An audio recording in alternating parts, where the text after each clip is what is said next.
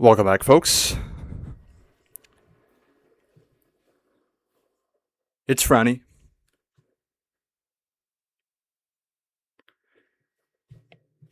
And the rumors are true. I got a haircut. But that's not the only good news I have to present today. Now, if you're more literate than me, you'll know that today I have a sideboard guide. Now, the rest of the video will be detailing that sideboard guide, but below in the description, I'll have the Google Doc for the sideboard guide if you just want to cut to the reference. The list for this video, the entire 75, is going to be copied directly from Yuki Ichikawa's winning Pro Tour list. It was exciting enough when it top 8 at Atlanta. You know, Noe Offman top 8 then, and that was already Neoform punching above its weight. But once again, here we have Neoform with a pretty prestigious win this time. Some of the competitors that seized upon this opportunity went on to do well. Yuki literally winning the Pro Tour. Now, his list is not exactly what I would play, but it's still a good list. The more I looked at it, the more I thought it made a lot of sense. I'm totally fine running down with this list. The caveat is that I didn't work with him for the Pro Tour or anything like that, so even though I'll be using his list, I don't have his exact vision. I'm just making a rough estimation based off of kind of my prior knowledge from the deck, but he might disagree heavily or just a little bit in some matchups. I'm not too sure. So I'm going to be covering the 12 matchups. These are listed in the order that they were in the metagame at the Pro Tour that Carson had made up. I added Ponza because it seemed like it was more popular online, even though it wasn't showing up that much at the Pro Tour. As far as these matchups, they're gonna change kind of right after the Pro Tour. I'm recording this just a couple of days after, and you know, things will be changing quickly. If I'm missing something, I'm sorry. Don't hound me about it. This is what we've got right now. Now, it's not that my last video wasn't serious. Some of you here might be familiar with the video that I'm talking about. It's not that video wasn't an exhaustive, complete rundown of how to play with Neoform. But, you know, this time we're going to be even more serious, if you could comprehend it. I still, to this day, will get a lot of questions about, oh, how do you sideboard? And, you know, every time I have to come with my hat in my hand, you know, heavy heart, and I have to say, I'm sorry, I don't keep it written. You know, I only have it up here. But this time we're going to write it all out, okay? So we're going to get that kind of squared once and for all here, okay? Bear with me.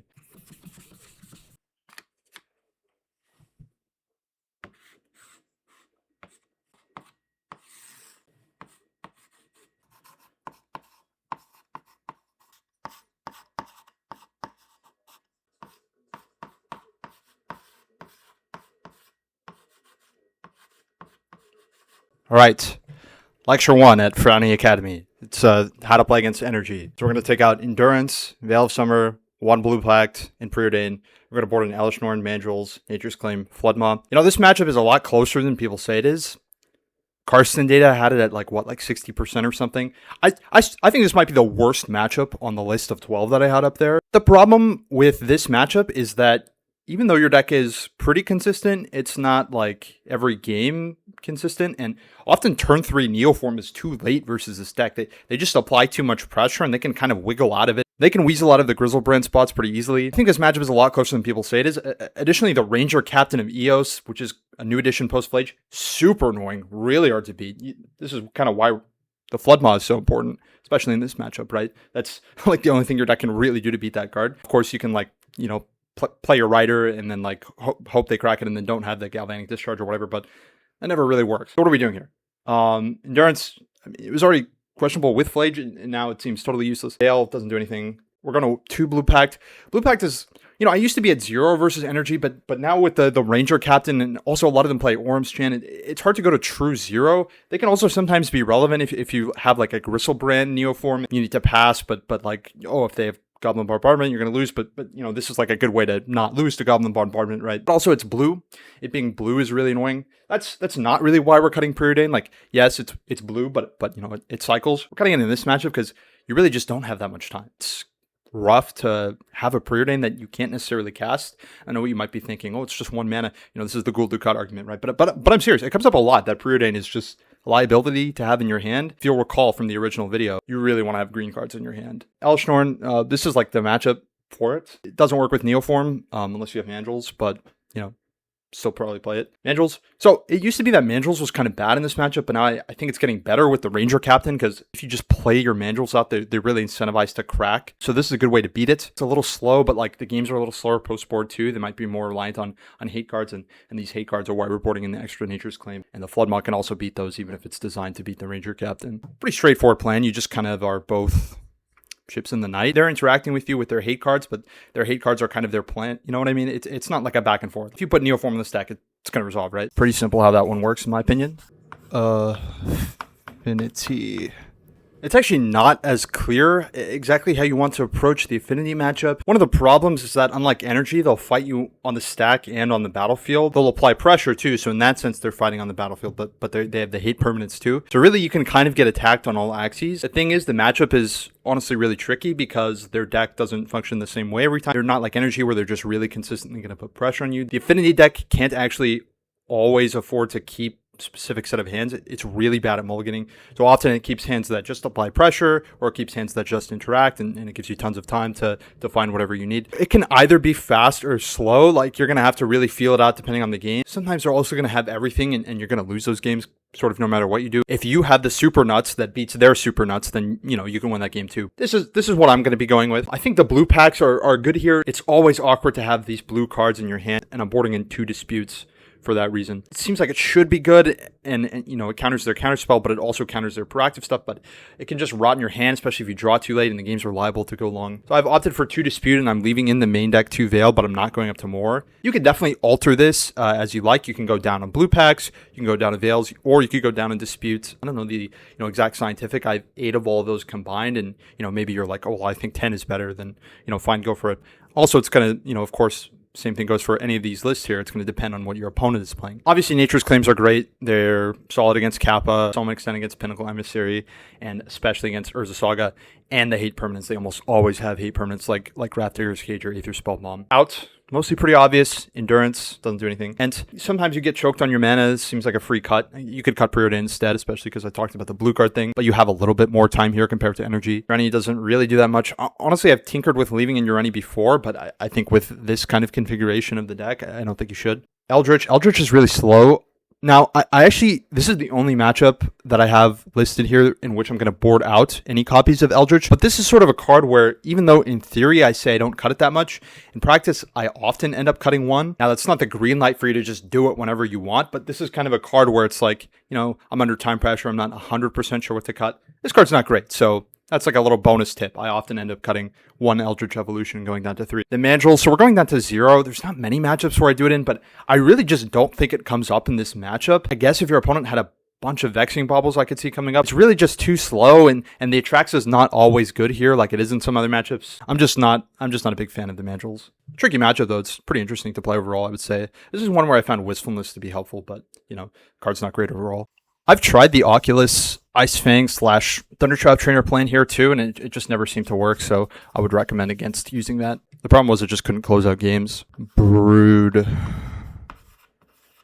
Scale matchup. Pretty degenerate matchup. You guys are just both trying to combo each other. They have interaction for you because they have like Vexing Baubles. Sometimes they play like Trinisphere or something. You have interaction because you play Nature's Claim and Consign. So it's a close matchup. I've like Neoformed before, put Griselbrand into play, but passed, and then they get Vexing Bauble, and then they combo through my Pact. If I drew Pact, sometimes you don't. It's not clear how you want to sideboard, to be honest. Here, I'm taking out the Urani, which obviously sucks, and I'm taking out 1 Veil and 1 Blue Pact. So that leaves me with 1 Veil and 2 Blue Pact. Blue Pact is awkward. It's not great into Bauble. It's blue, and it's only reacting to their thing after you've already Neoformed, so it's kind of awkward in that sense. It's good to be able to draw into it with Griselbrand, but often they pop their Urza Saga to get Vexing Bauble anyway, so it can be kind of a mess. The Veil it's like a Nature's Claim, but that only answers Vexing Bauble. I mean, for 1 turn, but there's still kind of value in that. You only have 4 Nature's Claims plus the Boseiju. It's not impossible to just end up in states where you have to kill their Urza Saga, sometimes even the Blade, and then you're just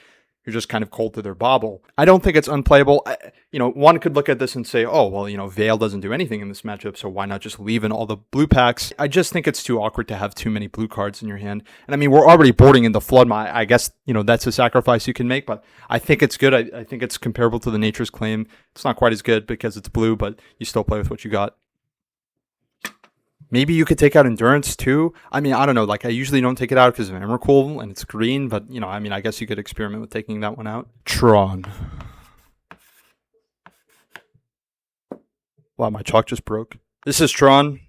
You might notice the sideboard mapping kind of repeats itself from the last. This is kind of the Eldrazi section. It's a little bit inevitable. I don't expect Tron to continue to be popular. I don't think it did well at the Pro Tour. The deck is kind of medium in general. I guess one thing to know about this matchup is that it's kind of deceptively slow. It's kind of not as much of a race or an all-in, I have to have everything right away in my opener kind of matchup for either player, really. Can often happen is the Eldrazi player has to mulligan to 5. In doing so, they'll find their hate piece, but now they are left with less pressure or less mana to develop their pressure. Kind of gives you a lot of time. So it doesn't really play out like a race. They just have a fair amount of disruption, and it takes you time to beat their disruption. Sometimes you can always have the nuts, but this is about what I do in general, and I mean, it makes sense. It's pretty self-explanatory, to be honest. I trust you guys can handle it. Goryos. Get your notepads out, because you actually make a lot of changes in this one. Okay, the Goryos matchup. At Pro Tour Edge of Eternities, it was like it was either 2 and 8 or 1 and 9. Neoform to Goryos. At the time, like this was like a kind of let's cancel Neoform because it's bad against Goryos, and Goryos was a lot more popular back then. Might get popular now after the Pro Tour, so something to keep in mind. At this Pro Tour, though, Neoform, I think, went almost 60% into Goryos. What happened here? Either 10 matches is liable to sample, which has to be true to some extent, or people figured out how to play the matchup a little bit better. It could be column A, column B. I always find this matchup to be quite close to 50-50. It's pretty interesting to play. Game 1, I would say you're a little bit of an unfavorite. You have all these packs and they don't structurally align well. But post-board, I would say you're favored for sure. And then I would say it kind of evens out to be about 50-50. The Goryo's deck is less kind of consistent than people make it out to be. And, you'd like it to be more consistent than it is. And the Neoform deck is kind of more consistent than people make it out to be. So I always find that the decks are kind of roughly as consistent, and they both have like the same likelihood to have their nut draw. They both have the mulligan to look for it. Both decks kind of mulligan well. I mean, sure, one deck has Thoughtseize, which can punish. Also, one deck has Veil of Summer, right? So if you're on the play, that could be kind of a blowout. Speaking of Veil of Summer, it can be interesting in this matchup that like Veil of Summer is better when you're on the play, and Dispute is a little bit worse. But when you're on the draw, Dispute is better because it counters the Frog, but Veil's a little worse because it doesn't counter Thoughtseize on one. Okay, so that being said, this is the sideboard mapping for this matchup. This is the first time we're cutting Xenagos. I usually just blanketly do this versus all of the Solitude decks. It's not crazy to leave in the Xenagos here. I've done it before. Sometimes I also do this to like keep people on their toes. Like, I don't think they're gonna play around Xenagos. But whatever. Like that's kind of fake. I usually just board it out. The blue packs. So this is the matchup where you're just boarding them all out. This is kind of a signature maneuver to board in this package, the Ice Fang package. Sorry, no Ice Fang in this build. Thunder Trap package. You're boarding your Thunder Traps and you board out your packs, specifically your blue packed. I know we have 2 green packs here. I'll get to that in a second. The idea here is that it's not really the war you want to fight on. I want to gamble to win the counter war and try to win it with pact negation. The problem with that is that you're just kind of liable to lose afterwards. You need to find consign still, and it's just kind of awkward, and it can leave you stripped of resources too easily. If they Thoughtseize you, they take your Allosaurus Rider, now you're stuck with blue pact, and it doesn't pitch to your future Rider. It can be a mess. I just found it to be awkward. I know Ghoul Dukat, he says this is how you win the matchup. That wasn't my experience. The reason why we're cutting 2 green packs is because, one, there's not infinite space. There's literally nothing else to board in, so it's like, what else are we going to cut? Green pact is actually not that bad. It helps you find endurance. And 4 mana is a lot more payable than 5 mana is. And I know that might sound, oh, come on. They're both equally unpayable. But I promise you, I've more comfortably cast Green Pact and been able to pay that 4 mana on my next turn than I have with Blue Pact. Blue Pact, it just kind of doesn't end up happening. The fact that you can Neoform and draw into Endurance to stop their Atraxa Workers or Brand sometimes, it's pretty relevant that you have an extra way to do that. Cutting 2 Consign, you could play more, but I always thought it would be better than it was. It's like, it counters Solitude, maybe it counters your Riddler, maybe, cycles for Frog, but it's like all of these are bad. Like, sure, sometimes you want to be able to counter the Solitude, but it's not a reason to play 3 or 4 copies of the Consign. Yeah, it works with your Green Pact, but the idea is you can set up situations in which you can just pay for the Green Pact. Sure, so sometimes you're going to consign it, and that might be part of your plan. You can have this card in your deck without needing the consign, right? So it's just something to keep in mind. Don't take as risky of a pact for Allosaurus Rider in line if you don't have so many consigns in your deck. Nature's Claims and Besage, they obviously don't do anything. I mean, this is a land, but even so, I think it's worthless. Mandrills, Thunder Trap, Oculus. So these are creatures, we're boarding them in because the idea is we're going to cast multiple Neoforms in a game. Like, they have Thoughtseize, they have Force of Negation, so your resources are kind of under attack. They have Solitude too. Your Neoform is not just definitely going to win because it might get countered and your creature might get answered. You kind of have backup ways Neoform again in the game. The Flood Maw, I think it's going to be good. I usually don't play with Flood Maw, so not too much experience. in this matchup using Fulmina. The way the games can often play out, even though it's blue, it's not green, is that they kind of have to go really all in on a frog. Being able to bounce their frog is so much better than like consigning the trigger or something, because it puts pressure on you too. If they discarded a couple cards to their frog, which they're kind of often incentivized to do, it can be a real blowout for them. I've never bounced the creature that they're trying to ephemerate that could maybe come up. Overall, it's a pretty fun and interesting matchup. It's something to keep in mind. Don't be so scared of this matchup when you're playing. Amulet. Pretty obvious. This matchup's a pure race, but you're both way faster than them and interact with them better than they interact with you. This is like a core reason to play Neoform. You could cut the second Veil for the fourth Pact. I mean, it's blue. I don't really think that's necessary. Prowess matchup. I find blue Pact to be pretty good in this matchup. This is a matchup where it's like energy in that they're kind of always going to put the same amount of pressure on you. Unlike energy, they're not going to be as hateful, so they're not going to impede you a lot in your neoforming development. They might have Spell Pierce or Spell Snare, and most of us play like 2 or maybe 3 of these. Sure, you can Veil it, and then that counters a 2, but it costs an extra mana, so I typically prefer the blue Pact, even though it's blue compared to green. You could adjust the numbers a little bit. Veil's not honestly great. You could go lower, but I don't know what's better to put in here. You could conceivably take out the Boseiju too, but it's a land and it's painless, so I think it's fine. Ruby Storm matchup. I'll be honest with you guys. I think it's pretty close. I don't know. I usually lose some and win some. It feels 50-50 to me. That being said, it's pretty obvious out of sideboard.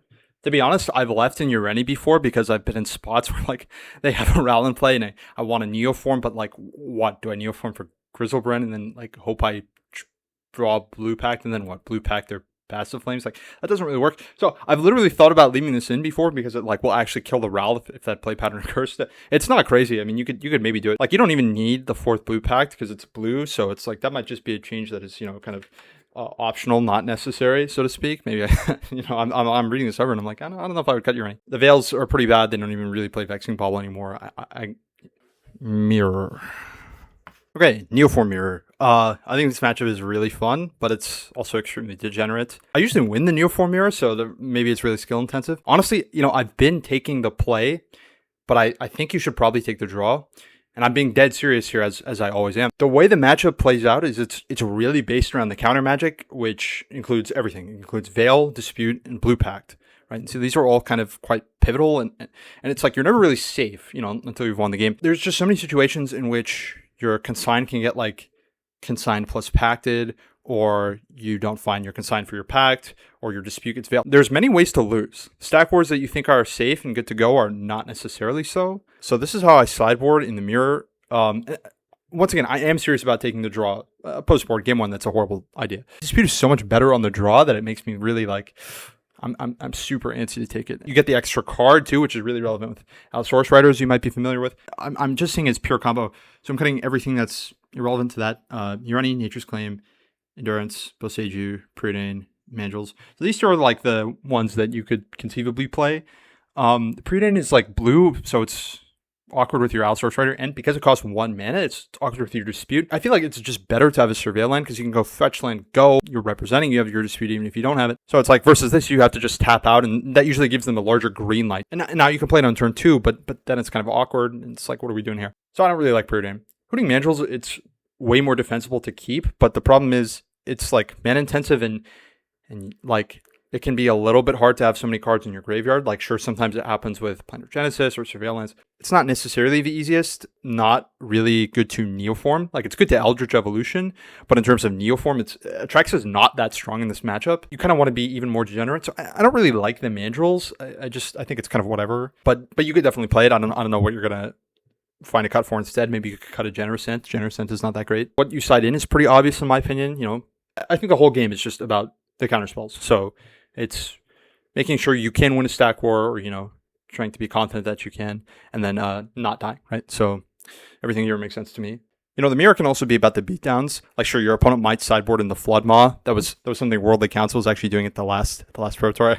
I don't know if they were doing. I don't think they were playing it at this Pro Tour, but it's a dark strategy that you wouldn't learn from a Jedi to start the Allosaurus Rider beatdown early. But if you're bold enough, it just might work. Turbo Eldrazi.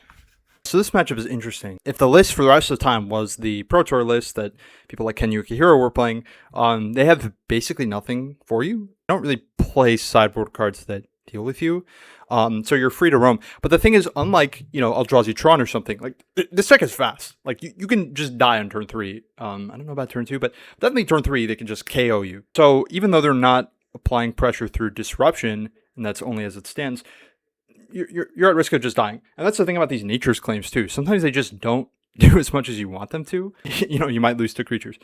So it's kind of an interesting matchup. I mean, we have a lot of blue cards here, and that's part of the nod to taking out the Preordain. I think they're all important. Like, the Flood Maw is actually quite strong here, and the blue packs I think are still good, even though you might have to consign your own thing on your upkeep when your consigns are taxed in the matchup. Consign doesn't necessarily stop what they're doing because it doesn't hit either the Fanatic or the Slumbering Giant, so it could be awkward there. Still a good matchup, though, to be clear. Blink. This is a close-ish matchup. I would put you favored, but I always feel like it's worse than I want it to be in here. Biggest problem is that Ureni is kind of weirdly beatable. Like, it should be so lights out versus them, but sometimes they beat it with, like, Riddler loops. It depends. If you're far enough ahead of them in the game state, they'll never win. But, like, sometimes in the mid-game, if they're at parity, like, they will come back from Ureni. Here are the sideboards out, just taking out Blue Pact. This time it's not because you're trying to fight on the stack. They don't really play many counterspells. They might play, like, High Noon or whatever, in which case it's not very good against High Noon. It's also not really countering that many important things. Like, what do you want to counter? Riddler after your Ureni? It's just all around not very good. I have this kind of marked here. I'm planning to take out the Endurance. It's been a while since I've faced this in the Wilderness.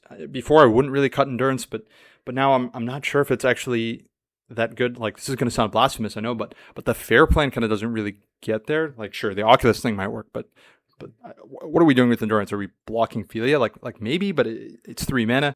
But on the other hand, like, Green Pact isn't anything special, so you can definitely keep it in. Nature's Claims are being boarded in. This is where you really want to pay attention to their list. If they don't have any of that garbage, High Noon Damping Sphere, then don't bother with this. But most lists I see do, so I would default to boarding it in. You could also think about boarding in Mystical Dispute. This is like if they have enough copies of Teferi or their own Dispute or something like that. You could think about it. It's it's hard to know exactly how many you want in the blind, not actually seeing their list. I would board in 0, but you could definitely board up to like 2, maybe even 3, but probably not 3. Ponza. Okay, Ponza matchup.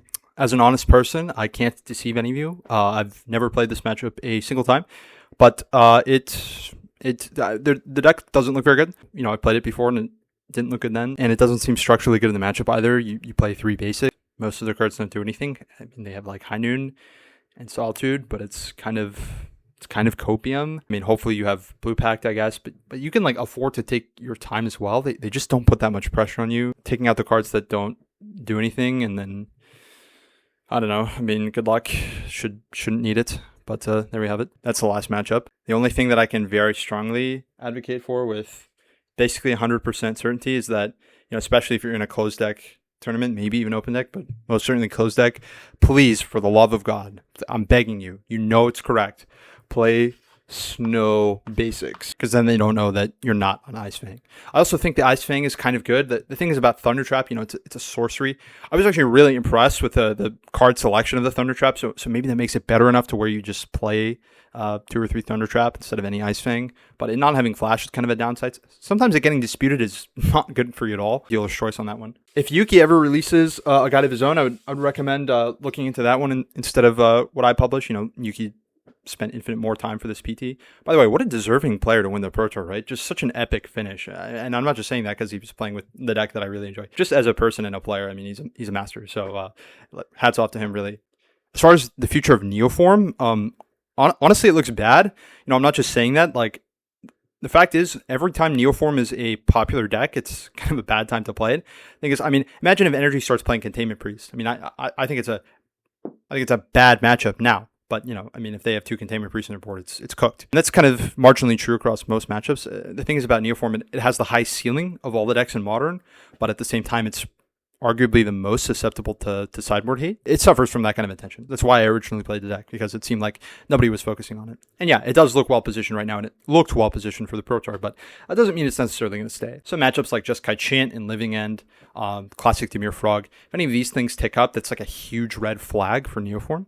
So really, it's all about keeping yourself in check and making sure the deck is the right thing to register. It's a really fun deck. If you end up playing it and you haven't played it before, it's extremely addicting. That's for you to explore for now. I have nothing left I can share for you. If you have any outstanding questions, please don't ask me. No, I'm just kidding. Much respect to my audience, but please don't ask me more Neoform questions.